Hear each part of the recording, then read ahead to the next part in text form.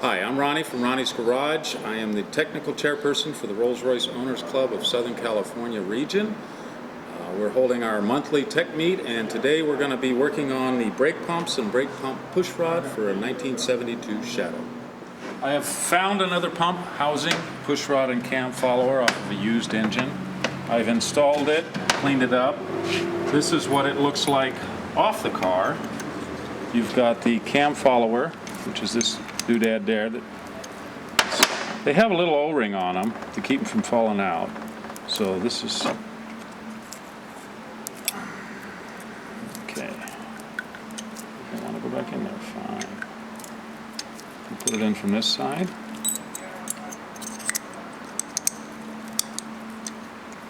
There we go.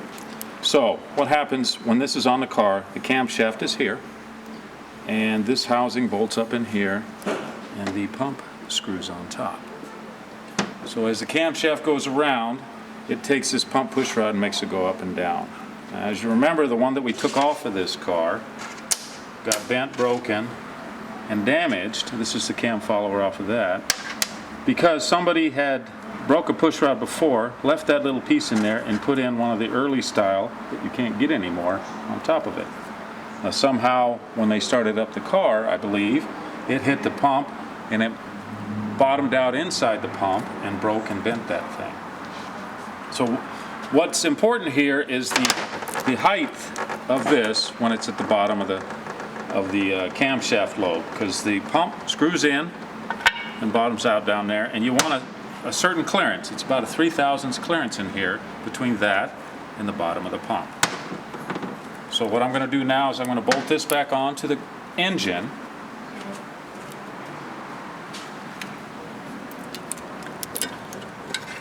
Now, just so if anybody does get into this, there is, if you look over here, there's a guide pin right there by my finger, and that matches up with the hole in the block there. So it only goes on one way, this cover.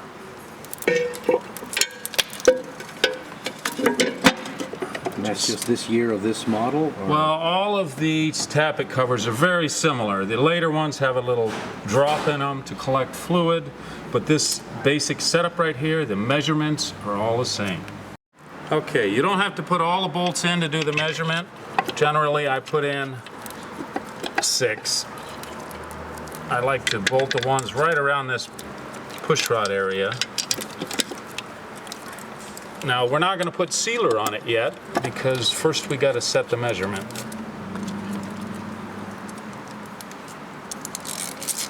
As I mentioned before, when you do put sealer on it, originally it came with a silk piece of string that was laid down there, and they used like a Permatex type, aircraft type sealer on there.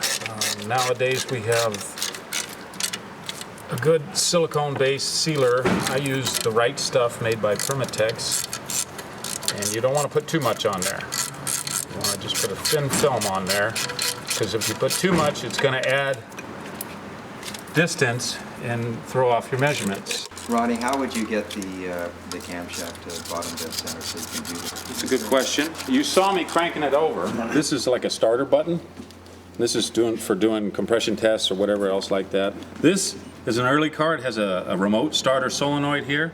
So what I do is I hook one end of this to the battery feed to this, and the other end to the ignition crank feed. And I just tap it. So what I do is slightly tap it, and what I do is with my finger.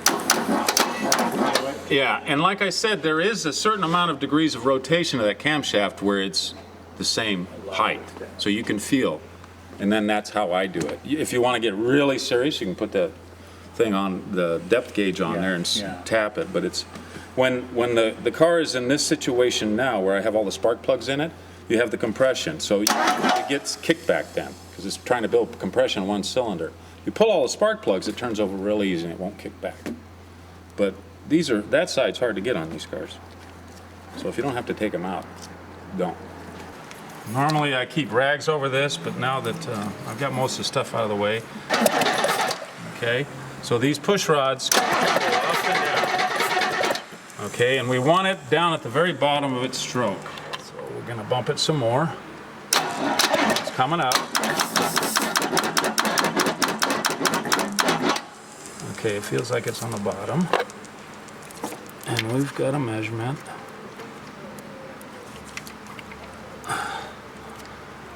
of 500.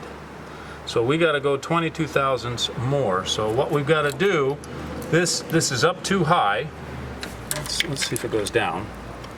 Here's an old trick I use.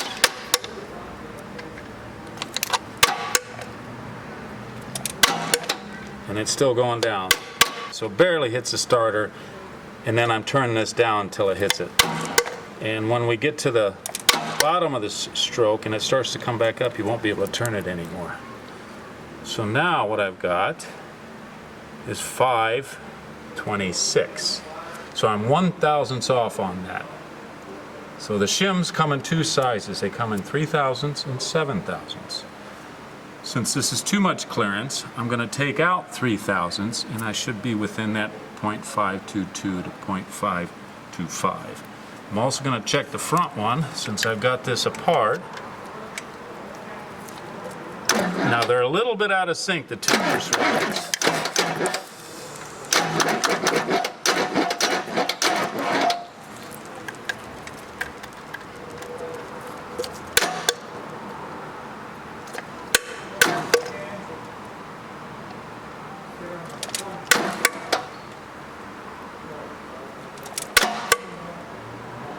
So yeah, each time I tap it, I can turn it down a little bit more, which means it's still dropping.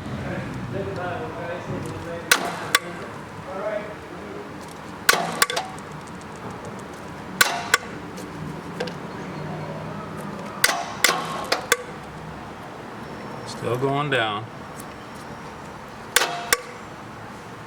That's it. Oh, still going down. Oh, now I felt it just lift. Later, Ronnie. We'll see you later, Steve. Let's see here. So now we have got 533 on that one. So I've got to take out some shims. That's way too much. So if I take out 10/1000ths, then we'll be right at the 523, which is within specs. So let me show you how you do that. You got to take your cover back off. And the reason we've got 10/1000ths on that back one is it's worn. The car is old and tired. The rear push rod and housing came off another engine, which I forget the mileage on it, but it definitely wasn't this year. It was in the 80s. So it's a mineral oil pump push rod and housing, which is essentially the same.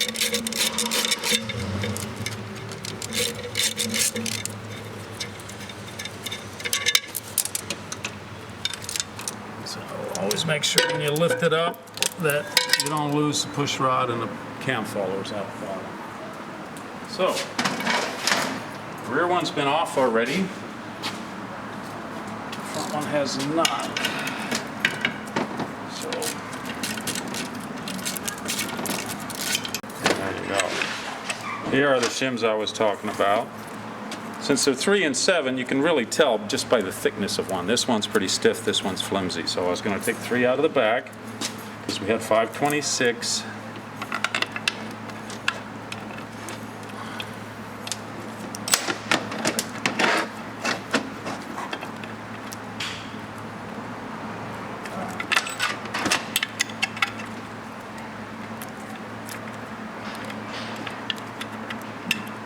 So obviously whoever put that push rod in before didn't measure it, because they would have found out that they were off by about 100,000ths or more.